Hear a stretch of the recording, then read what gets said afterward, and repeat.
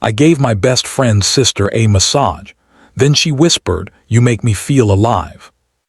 The first time I touched Mira's shoulders, I honestly thought I had just destroyed my best friendship.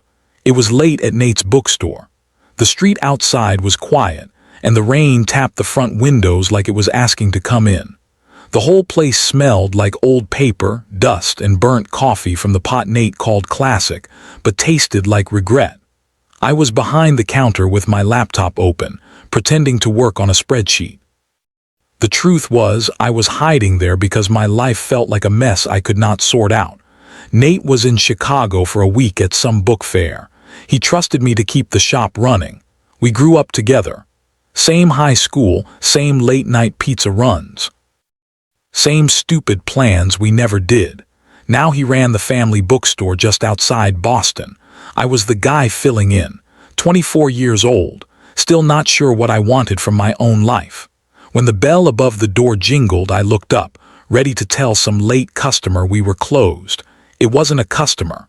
Mira stood in the doorway like she belonged to the quiet. I'd only met her once years ago at Nate's birthday.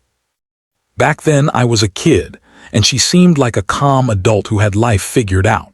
She always looked a little distant, like she was listening to something nobody else could hear. Now, she looked older, but in a good way, like she had gone through hard things and still learned how to stand straight. Her dark hair was tied up in a messy bun. She wore a pale gray sweater hanging loose on her frame and dark jeans. There was a soft smell of jasmine around her, clean and warm. Suddenly, the bookstore felt smaller. "Eli," she said, like she was testing my name. "Yeah," I said, standing up too fast. The floorboards groaned under my feet like they were judging me. "You're watching the shop."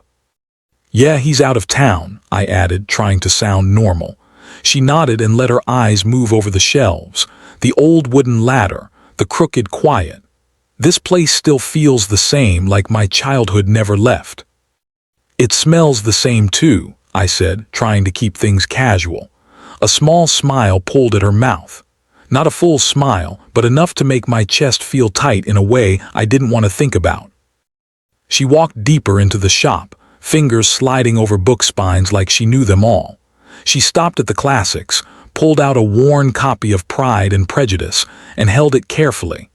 "Mom used to keep this behind the counter," she said, her fingers brushing over the yellowed pages. "People asked for it when they wanted to feel hopeful." I leaned on the counter, watching her but trying not to look like I was watching her. "You read it." "I did," she said. "I liked the parts where people said what they meant, even when they were scared." That hit harder than it should have. I cleared my throat.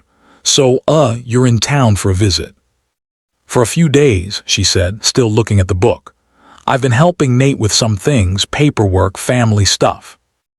Her tone told me not to ask about that. I was Nate's best friend, the fill-in guy, not someone who got invited into real family problems. Then she turned and looked at me like none of that mattered. "My shoulder has been killing me," she said, "from driving and carrying boxes." "Oh," I said, "yeah, that sounds rough." She tilted her head and studied me. "Nate told me there's still an old massage room upstairs from when Mom tried to make this place a little wellness shop." "There is," I said. "It's kind of dusty. The chair still works mostly."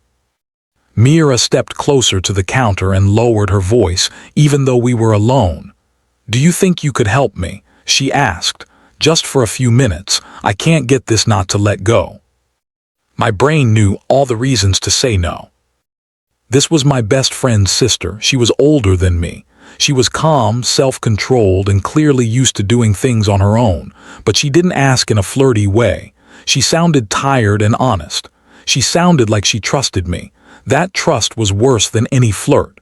"Yeah," I heard myself say, "I can try." We went around the counter and up the narrow stairs. Every time I went up there, I felt like I was sneaking into a part of the building I didn't deserve to see. The upstairs smelled like old wood and faint perfume from years ago. The massage room was small and tucked in the back. A faded green massage chair sat under a single lamp. The light made everything look softer than it really was. A tiny window rattled with the rain. Mira stood in the center of the room with her arms folded like she was still deciding if this was a bad idea. "I can leave if this is weird," I blurted. My mouth always moved before my good sense. She looked at me, and this time her smile was real, small but real. "It's already weird," she said, "but my shoulder still hurts."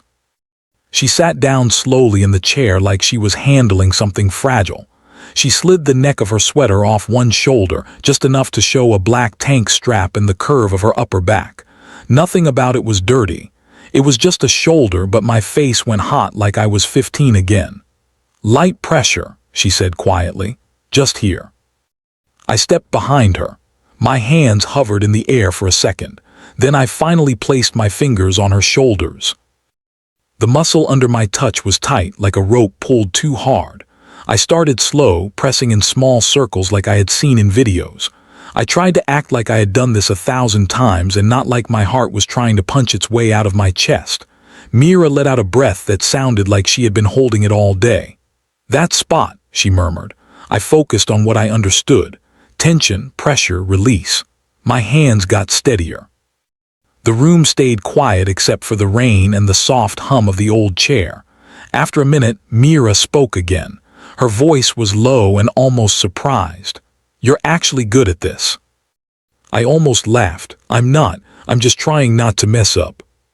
"You're not messing up," she said. "There's something different about how you do this.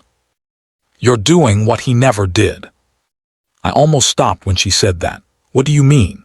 I asked, keeping my voice steady, even though something about her words felt like they were scraping under my skin. Mira didn't answer right away.